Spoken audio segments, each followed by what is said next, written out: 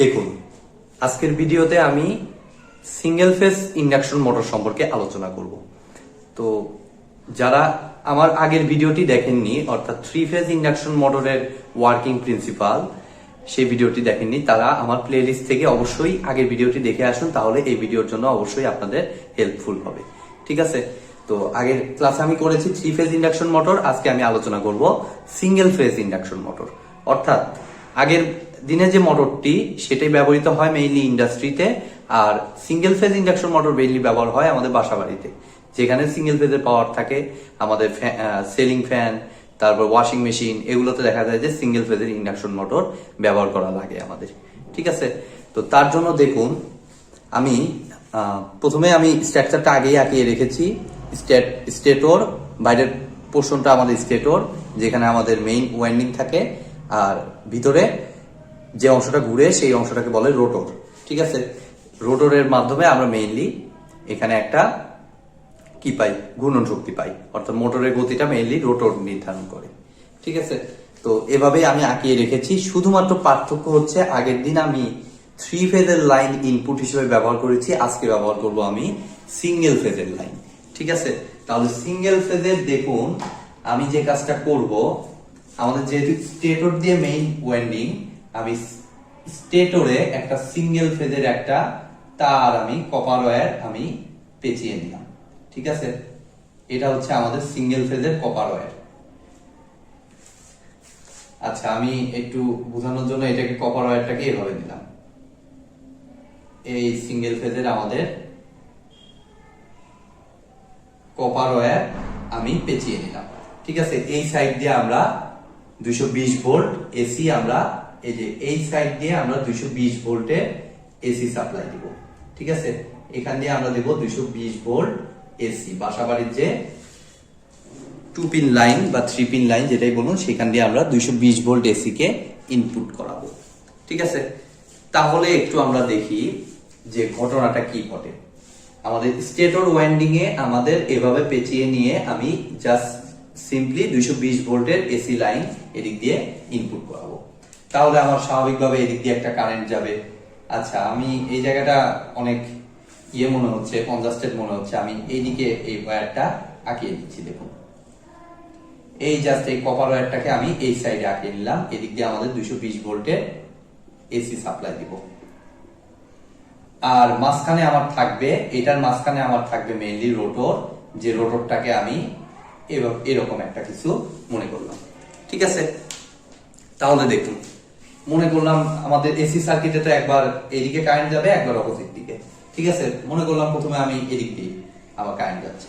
তাহলে দেখুন, এই পাত দিয়ে কারেন্ট গিয়ে এদিক দিয়ে যাওয়ার পর আমাদের, আচ্ছা এটা আমি দেখালাম না, এদিক দিয়ে আমার যাচ্ছে কারেন্টটা। ঠিক আছে? তখন এই কারেন্টের কারণে ফ্লেমিং এর রাইট হ্যান্ড রুল অনুযায়ী এখানে একটা ম্যাগনেটিক ফিল্ড ক্রিয়েট হবে, ম্যাগনেটিক ফ্লাক্স ক্রিয়েট হবে। ঠিক আছে? ম্যাগনেটিক ফ্লাক্সের কারণে দেখুন এই বরাবর গেলে এদিক, অর্থাৎ এইদিকে একটা চুম্বক ক্ষেত্র বা ম্যাগনেটিক ফিল্ড, ম্যাগনেটিক ফ্লাক্স, এবং এদিক দিয়ে গেলে তার অপোজিট দিকে, অর্থাৎ এই দিকে। সিঙ্গেল ফেজের আমার লাইনের জন্য যে ঘটনাটা ঘটতেছে, এই দিক দিয়ে গেলে যেদিকে ম্যাগনেটিক ফিল্ডে কাজ করতেছে, এই দিক দিয়ে গেলে তার অপোজিট দিকে। তখন আমাদের মাঝখানে যে রোটরটা আছে সে আসলে কি ফিল করবে দেখুন। এর যদি উপর দিকে যায় তাহলে এইদিকে কাজ করতেছে, আর নিচ দিকে গেলে তার অপোজিট দিকে। তখন যে ঘটনাটা ঘটে, আমাদের রোটরটা আসলে কোন দিকে যাবে সেটা নিয়ে একটা কনফিউশনে পড়ে যায়। সে আসলে কনফিউজড হয়ে যায় যে সে কোন দিকে ঘুরবে, এইটার দিকে ঘুরবে নাকি এইটার দিকে ঘুরবে, নিচেরটার দিকে। যার কারণে যে ঘটনাটা ঘটে, দুইটার মধ্যে একটা বিপরীতমুখী ইফেক্টের কারণে আমরা কোনো টর্ক এখানে আমরা পাই না। ঠিক আছে? এটা হলো মেইন প্রিন্সিপাল, যে আমাদের সিঙ্গেল ফেজের লাইন হওয়ার কারণে কোনো ফেজ ডিফারেন্স নেই, বিধায় প্রতিটা ফেজের মধ্যে একটাই তো ফেজ। ঠিক আছে? যার কারণে কোনো ফেজ ডিফারেন্স আমরা পাই না, বিধায় রোটরটা আসলে কোন দিকে ঘুরবে সেটা নিয়ে একটা কনফিউশনে পড়ে যায়। আর এই কনফিউশনের কারণে এখানে আমরা কোনো টর্ক আমরা পাবো না। ঠিক আছে?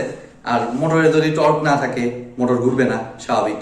মোটর ঘোরার মেইন কারণ হচ্ছে তার টর্ক, ঠিক আছে।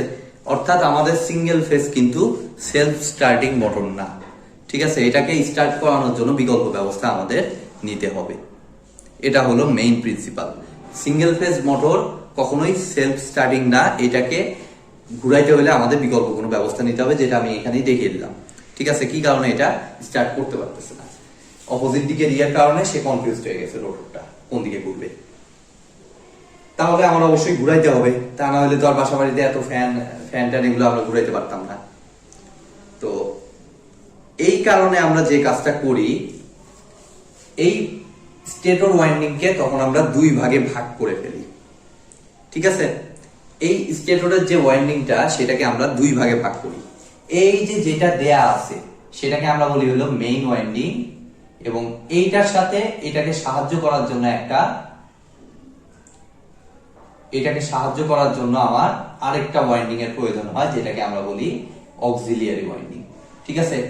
এই অক্সিলিয়ারি ওয়াইন্ডিং এর মেইন কাজ হচ্ছে মোটরে ঘূর্ণন আনা, অর্থাৎ টর্ক আনা, ঠিক আছে। অক্সিলিয়ারি ওয়াইন্ডিং, মেইন ওয়াইন্ডিং এর সাথে আমার অবশ্যই অক্সিলিয়ারি ওয়াইন্ডিং কানেক্ট করতে হবে। এবং কিভাবে কানেক্ট করব? অ্যাকচুয়ালি যে কাজটা আমাদের করতে হবে, মেইন ওয়াইন্ডিং এর সাথে অক্সিলিয়ারি ওয়াইন্ডিং শুধু লাগাই দিলেই হবে না, এক্সট্রা ভাবে ওয়াইন্ডিং লাগানোর মানে কোনো অর্থ নাই, ঠিক আছে। আমাদের এখানে বিকল্প কোনো ব্যবস্থা করতে হবে, আমাদের ফেজ ডিফারেন্স আনতে হবে।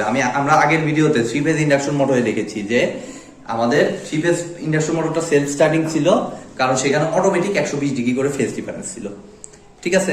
তো ঠিক অনুরূপভাবে আমাদের মেইন ওয়াইন্ডিং এর সাথে অক্সিলিয়ারি ওয়াইন্ডিং তো ব্যবহার করব, সেই অক্সিলিয়ারি ওয়াইন্ডিং এ আমি দুটা মাথা এরকম খুলে দিয়ে সেখানে আমরা মেইনলি একটা ক্যাপাসিটর অ্যাড করব, ঠিক আছে।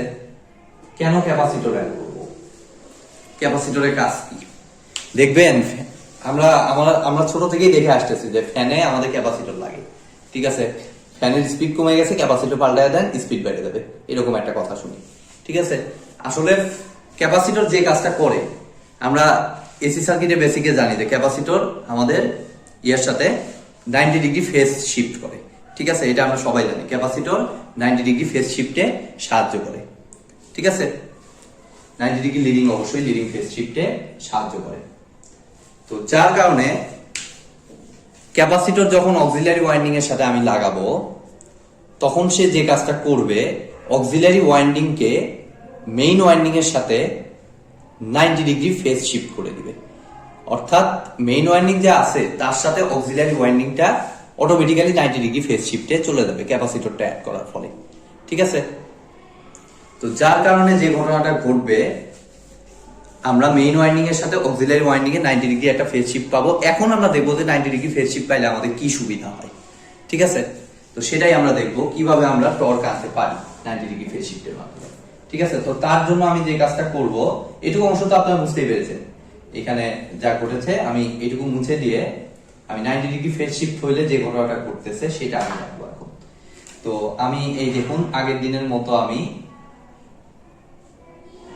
ম্যাগনেটিক পোল, যেটা স্টেটরে যে ম্যাগনেটিক পোল আছে সেটা আমি আঁকিয়ে ফেললাম, এবং এর মাঝখানে একটা রোটর আছে, এর মাঝখানে মেইনলি রোটর, এটা হলো স্টেটর পার্ট, এবং এদিক দিয়ে আমরা মেইন ওয়াইন্ডিংটা দেব। এই আগের দিনের মতো পেঁচিয়ে পেঁচিয়ে এদিক দিয়ে আমরা মেইন ওয়াইন্ডিংটা দেব। একইভাবে এদিক থেকে এই দেখুন, এই দুইটা মিলায় এই দুইটার প্রান্ত একসাথে লাগানো আছে, অর্থাৎ এটা হচ্ছে মেইনলি এই দুই প্রান্ত, মেইন ওয়াইন্ডিং এর দুই প্রান্ত, ঠিক আছে। ফাইন, এই দুইটা হলো আমার মেইন ওয়াইন্ডিং এর দুই প্রান্ত। এই যে এদিক থেকে যে লাইনটা বের হবে, এখান থেকে যে লাইনটা আউট হবে, সেটার সাথে যে আমাদের এইটার লাইনে অ্যাড হয়ে যাবে। অর্থাৎ এটা হচ্ছে মেইনলি আমাদের 220 ভোল্টের যে প্রান্তটা সেটা, এদিক দিয়ে আমরা মেইনলি 220 ভোল্ট ইনপুট দেব। আর এরপরে আমরা যে কাজটা করব, আমি এটা মুছে দিচ্ছি যেহেতু আমাদের অন্য পার্ট আছে। এরপরে আমরা যে কাজটা করব, আমাদের অক্সিলিয়ারি ওয়াইন্ডিং, এটা ছিল মেইন ওয়াইন্ডিং এর পার্ট, এরপরে আমাদের অবশ্যই অক্সিলিয়ারি ওয়াইন্ডিং লাগবে। তো অক্সিলিয়ারি ওয়াইন্ডিংটাকে আমরা এই যে এইদিকে, অর্থাৎ 4টা পোল লাগবে আমাদের সিঙ্গেল ফেজের ইন্ডাকশন মোটরের জন্য, আমাদের 4টা পোল লাগবে। তো অক্সিলিয়ারি ওয়াইন্ডিংটাকে আমরা এই যে মেইন ওয়াইন্ডিংকে যেভাবে পেঁচিয়েছি সেম সিস্টেমে আমাদের অক্সিলিয়ারি ওয়াইন্ডিংটাকে এখানে পেঁচিয়ে দিতে হবে।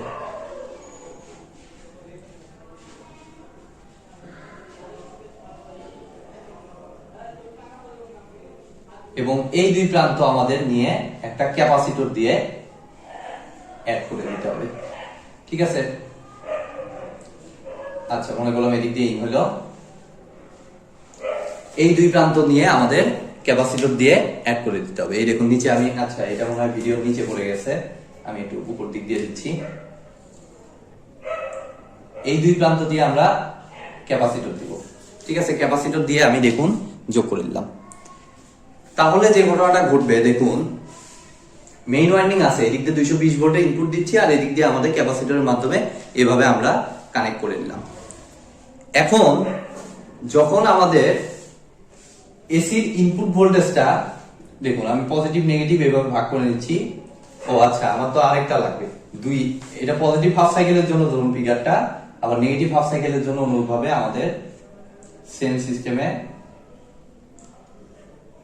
নেগেটিভ হাফ সাইকেলের জন্য এটা।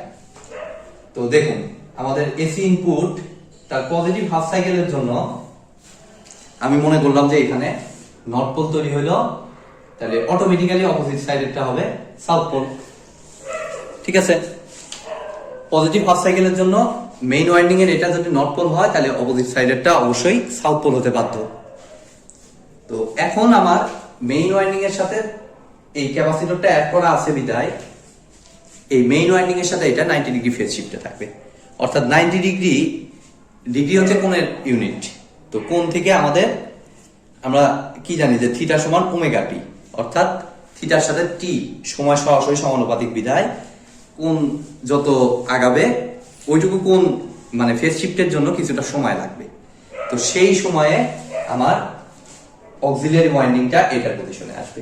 ঠিক আছে, অর্থাৎ এই 90 ডিগ্রি ফেজ শিফটে যে এটা এখানে নর্থ পোল হবে আর এখানে সাউথ পোল হবে। ঠিক আছে, অনুরূপভাবে দেখুন এটা পজিটিভ হাফ সাইকেলের জন্য ছিল, এখন নেগেটিভ হাফ সাইকেলের জন্য কি ঘটনা ঘটবে, আমাদের এখানে ছিল নর্থ পোল এখানে সাউথ পোল, তাহলে বুঝতেই পারতেছে নেগেটিভ হাফ সাইকেলের জন্য জিনিসটা পুরোপুরি রিভার্স হয়ে যাবে। অর্থাৎ এখানে চলে যাবে সাউথ পোল আর এখানে চলে আসবে নর্থ পোল। একইভাবে এটা অক্সিলিয়ারি ওয়াইন্ডিং এর জন্য, তো অক্সিলিয়ারি ওয়াইন্ডিং এর জন্য এটা চেঞ্জ হয়ে 90 ডিগ্রি ফেজ শিফট করতে কিছু সময় লাগে, সেই সময় এখানে সাউথ পোল আর এখানে নর্থ পোল ক্রিয়েট হবে। তাহলে পুরো জিনিসটাকে যদি আমরা একটু দেখি যে নর্থ পোল সাউথ পোল এখানে ছিল একটা নির্দিষ্ট ইন্টারভ্যালে, কিছু সময় পর নর্থ পোলটা এখানে চলে আসলো, সাউথ পোলটা এই সাউথ পোলটা এখানে চলে আসলো। ঠিক আছে, নর্থ পোল সাউথ পোল, তাহলে দেখুন কিছু সময় পর নর্থ পোলটা এখানে চলে আসলো আর এই সাউথ পোলটা এখানে চলে আসলো। তার মানে কি এতখানি ঘুরলো, শুরুতে আমি যখন এসি ভোল্টেজ দিলাম কিছু সময় পর এতটুকু ঘুরলো। ঠিক আছে, ঘুরে এক সাইকেল কমপ্লিট করলো, এই দেখুন এক সাইকেল কিন্তু কমপ্লিট করার পরে যে ঘটনাটা ঘটবে, এই পজিশনের পর আমাদের নেগেটিভ হাফ সাইকেল আসবে। তো নেগেটিভ হাফ সাইকেলে দেখুন আমাদের নর্থ পোলটা কোথায় চলে আসছে, এখান থেকে কিন্তু এই পজিশনে চলে আসছে। অর্থাৎ নর্থ পোলটা এখানে ছিল, এখান থেকে কিন্তু এই পজিশনে চলে আসছে। ঠিক আছে, অর্থাৎ নর্থ পোলটা এখান থেকে এখানে চলে আসছে, পরে কিছু সময় পর অক্সিলিয়ারি ওয়াইন্ডিং যেটা ওটার জন্য আরো 90 ডিগ্রি অর্থাৎ কিছু সময় লাগবে, সেইটুকু সময় পর নর্থ পোলটা এই পজিশনে চলে আসবে। এরপরে আমার নেগেটিভ হাফ সাইকেল শেষ, নেগেটিভ হাফ সাইকেল শেষ হলে পরের বার আবার পজিটিভ হাফ সাইকেল, তো পজিটিভ হাফ সাইকেলে আবার সাউথ থেকে নর্থে আসবে। তাহলে কি আমরা ফুল একটা রোটেশন দেখাইতে কিন্তু সক্ষম হইলাম। তো অনুরূপভাবে আমাদের এরপরে যতগুলা রোটেশনই হোক কোনো আমাদের সমস্যা নেই। তো এভাবেই মেইনলি সিঙ্গেল ফেজ ইন্ডাকশন মোটরটা কাজ করে এবং এটা সেলফ স্টার্টিং হয়। এটাকে ঘুরাইতে হলে আমার অবশ্যই একটা ক্যাপাসিটরের প্রয়োজন হবে। ঠিক আছে, এবং ক্যাপাসিটর যদি প্র্যাকটিক্যালি আপনারা কানেক্ট করতে চান এটার কোনো প্লাস মাইনাস দিতে হবে না, কারণ এটা এসি সাপ্লাই। ঠিক আছে, আপনার যে কোনো একদিকে কানেকশন দিলেই হবে। এবং আপনি বলতে পারেন যে এই ক্যাপাসিটরটা কেন আমরা মোটরের ভিতরে ইন্টারনালি আমরা দেই না, এর অবশ্যই একটি কারণ আছে। আমি কোশ্চেনটি উত্তর দিয়েই আমি আজকে ভিডিওটি শেষ করব। আমরা তো চাইলেই মোটরের ওয়াইন্ডিং এর ভিতরে আমরা এই ক্যাপাসিটরটা অ্যাড করতে পারতাম। অ্যাকচুয়ালি ক্যাপাসিটরটাকে ভিতরে দেওয়া হয় না, তার একটা কারণ আছে, এটাকে এক্সটার্নালি দেওয়া হয়। মোটর থেকে দুইটা প্রান্ত বের করা থাকে, দুইটা প্রান্ত এরকম বের করা থাকে, এই দুইটাতে ক্যাপাসিটর কানেক্ট করে। ঠিক আছে, এক্সট্রা এসি সাপ্লাইয়ের জন্য দুইটা প্রান্ত থাকে আর ক্যাপাসিটর অ্যাড করার জন্য দুইটা প্রান্ত থাকে। ঠিক আছে, তো ক্যাপাসিটরটাকে ওভাবে বের করে রাখার কারণ হচ্ছে আমরা জানি যে ক্যাপাসিটরটা মেইনলি কন্টিনিউয়াসলি চার্জিং ডিসচার্জিং হইতে হইতে এর কার্যক্ষমতা আস্তে আস্তে কমতে থাকে, যার কারণে দেখা যায় যে ফ্যানের স্পিড কমে যায়। তার মেইন কারণটা হচ্ছে ক্যাপাসিটরের ক্ষমতা কমে দেওয়া। ঠিক আছে, তো এই সুবিধাটা যেন পাওয়া যায় এই জন্যই আমাদের ক্যাপাসিটরটাকে বাইরে অ্যাড করতে হয়। ঠিক আছে, অর্থাৎ আমার দেখা যায় যে মোটরের ভিতরে যে ওয়াইন্ডিং সেটা নর্মালি নষ্ট হয় না, খুব একটা নষ্ট হয় না, মাঝে মাঝে জ্যাম হতে পারে, বাট বেশিরভাগ সময় নষ্ট হয় হলো ক্যাপাসিটর। তো ক্যাপাসিটর যাতে আমি চেঞ্জ করতে পারি পরবর্তীতে, সেই জন্যই আমাদের ক্যাপাসিটরটাকে মোটরের ওয়াইন্ডিং এর বাইরে রাখা হয়। ঠিক আছে, তো আশা করি আপনারা বুঝতে পেরেছেন। ভিডিওটি যদি ভালো লেগে থাকে অবশ্যই ভিডিওতে একটি লাইক দিবেন, বন্ধুদের সাথে বেশি বেশি শেয়ার করবেন, আর চ্যানেলে নতুন হয়ে থাকলে অবশ্যই চ্যানেলটি সাবস্ক্রাইব করবেন। ধন্যবাদ।